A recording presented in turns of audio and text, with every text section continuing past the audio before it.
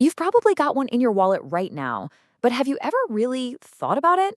That humble dollar bill, it's got this incredible hidden history. We're talking a story that starts in medieval Germany, heads to the American frontier, and get this, it even rewrites a huge part of the American Revolution. Yeah, it's so much more than just paper and ink. What's actually hiding in your wallet is a whole collection of fascinating and honestly kind of surprising stories. All right, so first things first, let's talk about the names.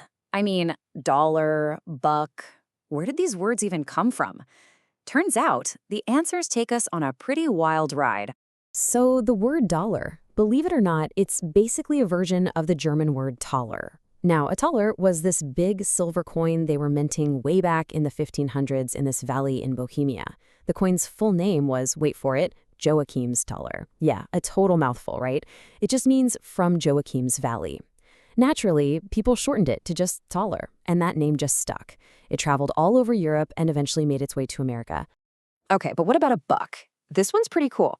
The most accepted theory takes us right to the American frontier. See, before we had official money everywhere, settlers and Native Americans traded with buckskins. You know, the skins of male deer.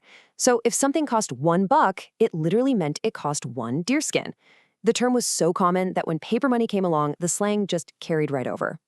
Now, that buckskin story is definitely the front runner, but there are a couple of other theories out there. One is from the world of poker. Apparently, a marker that got passed around the table was called a buck. Sometimes it was a knife with a buckhorn handle. And then there's the sawbuck theory. A $10 bill used to be called a sawbuck because the big Roman numeral X looked like one of those wooden frames for sawing logs. So maybe buck was just short for that. But, historians are pretty sure the term buck for $1 was around way before sawbuck was for 10. And then you've got greenbacks. This one's much newer. It comes straight from the Civil War when the Union needed cash fast. They printed this emergency paper money, and yep, it had green ink on the back. The really big deal, though, was that the government declared it legal tender. That was a hugely controversial move back then. Okay, so we've got the names down. Now let's tackle the symbol itself, that dollar sign. We see it literally everywhere, but where did it come from? Its origin is actually one of history's great debates. I mean, think about it. How did a capital S with a line or two through it end up meaning money? Well, there are two main theories that historians have been arguing about for ages. Okay, theory number one, and this is the one most people lean towards. It came from a shorthand for pesos. The Spanish peso was the big currency in the American colonies, and when people were writing it down, they'd often abbreviate it as a P with an S kind of written over the top. You can imagine how over time that just morphed into the dollar sign we use today. The other theory is a bit more epic. It says the symbol comes from the design on those same Spanish coins. They had an image of the two pillars of Hercules with this S-shaped ribbon wrapped around them. And while that Pillars of Hercules story is pretty cool looking, the official word from the U.S. Bureau of Engraving and Printing is that the peso theory is the most credible one. It's really just a simple case of a messy scribble becoming a standard symbol over time. All right, so we've got the name, we've got the symbol, but here's the big one. What about the value? I mean, what actually backs a dollar and makes it worth anything? Well, that story has changed a lot.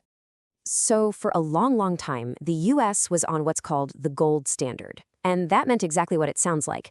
In theory, you could walk into a bank with your paper dollars and trade them in for a specific amount of real physical gold.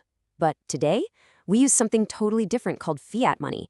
It isn't backed by gold or any physical thing. Its value comes purely from a government decree. That's what fiat means. And this is the really important part, our collective trust that it's worth something. So how did we get off the gold standard? It happened in two main steps. First, back in 1933, right in the middle of the Great Depression, President Roosevelt said, no more. U.S. citizens couldn't trade their dollars for gold anymore. But the big finale came in 1971. That's when President Nixon cut the last tie, announcing that America wouldn't even exchange dollars for gold with other countries. And just like that, the dollar became a full-on fiat currency. You might be wondering, well, why don't we just go back to gold? Most economists today would say that's a really bad idea. The gold standard has some serious drawbacks. For one, it really limits how much money can be in the system, which can cause some major economic instability. Not to mention, mining for gold is super expensive and terrible for the environment. And it gives countries that happen to have a lot of gold a ton of power over everyone else's economy. Okay, now for our last story. And honestly, this one might be the most mind-blowing of all. We're going to talk about America's very first shot at paper money, the Continental dollar. And what we found out recently pretty much turns a 200-year-old story on its head. You've probably heard the phrase, not worth a continental, right? The story always goes that during the Revolution, Congress just printed way too much of this new currency until it became worthless paper. But new research is showing that's not really the whole story. In fact, continentals weren't even money in the way we think of it today. So what were they then? Well, a continental was basically a zero-coupon bond.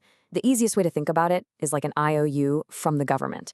Every single bill had a redemption date on it, a promise that on that future date, you could trade it in for its full value in silver. So its value right now depended entirely on how long you had to wait for that payday. So what went so wrong? Why did they fail? Turns out it wasn't just about printing too much. The real killer was a catastrophic policy blunder by Congress in 1779. They decided to change the rules of the game. They tried to speed up the whole redemption plan, but doing that would have forced the states to raise taxes to an impossible level, like 80 times higher than what was even feasible. And that one move completely shattered public faith. People just stopped believing that the government could ever, or would ever, pay them back. So it wasn't the printing presses that killed the Continental, it was a complete and total loss of trust. And that right there brings us full circle. Because the story of the dollar, from its very first days right up until today, isn't really a story about paper or gold or silver. It's about something way more powerful. There's this great old quote from the 1800s that says, "A dollar would go further in those days than now." And yeah, it's a timeless joke about inflation. We still say things like that today. But it also gets at something deeper. The dollar is always changing. Its form, what backs it, what it even means. All of that has evolved. Because when you get right down to it, it doesn't matter if it was backed by deerskins on the frontier, or by a promise of silver during the Revolution, or by the full faith and credit of the U.S. government today. The dollar's value has always come down to just one thing: trust. Trust that a buckskin is a fair trade. Trust that the government will pay back its bonds. Trust that the system is